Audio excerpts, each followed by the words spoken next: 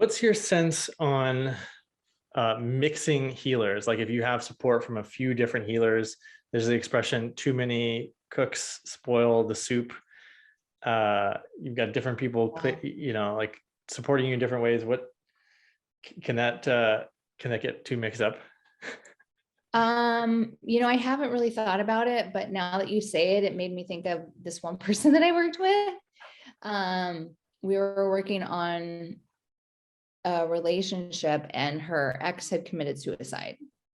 So that was kind of a heavy thing. And he full on came into the space and I was like crying my eyes out because I could feel his depression. So I was like crying, not for them. I was feeling his sadness, right? That's why I was crying. And so we support, this client and release him. And then like 2 days later, she's like, oh my God, I had the best sleep ever. I finally am able to sleep. Because this happened like, I don't know, I think it was like 14, 15 years ago, a long time ago. We talk like a few days later, she's like, amazing, amazing, amazing. Things are so good. And then like a few days after that, she's like, oh my God, I just talked to my friend and she said, he's back. This other intuitive friend that she has, she's like, he's back. I'm talking to him. And all of a sudden it's like everything we just did went, I don't know that, things definitely shifted, but it was like he was back in the space versus being released, which is what we had just done. Right. So to her me, I was like, friend oh my gosh, why planted did you do that this? seed and it invited him back in some way.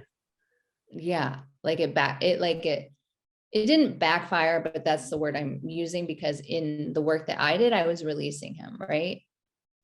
Do you think he was a soul that was like stuck in limbo, that like hadn't fully transitioned from being alive because of this? Like what was his status?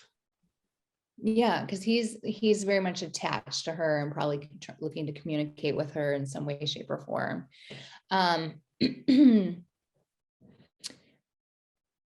This is bringing me to another example.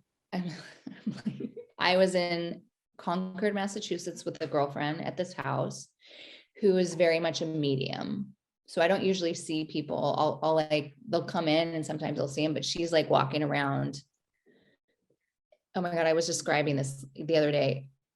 I couldn't sleep for like 5 days of my week trip. I felt like I was in a crowded bar walking amongst spirits in Concord, Massachusetts. It was so freaking intense. And my girlfriend next to me, she's like, so do you see that guy right there? Like there was nobody there. We were in a backyard. I'm like, no. She's like, so you don't see the guy in front of us with the pitchfork and blood all over the pitchfork? I'm like, no. She's like, yeah, he hadn't, let's say, crossed over because he had so much guilt for murdering somebody. So he was a long still time ago, like million. Yeah. Who knows when? Yeah. So he's in this limbo state with blood on his pitchfork, like not knowing what to do and just ridden in guilt. And if you want to talk biblical and there's like hell and heaven, like that is a personal hell, being ridden with guilt in this limbo state. Right.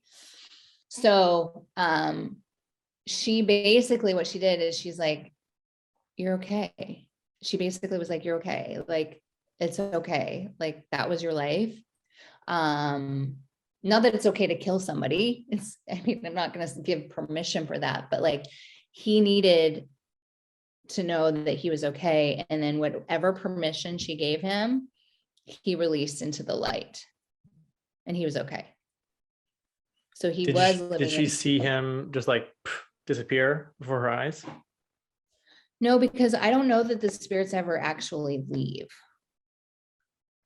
That would be my take on it. And this would be probably amazing conversation with her. So I can hook you two up because she's a total medium. But our take on it is versus the heaven or the hell is we're all here. There's a million spirits all over, millions of spirits all over.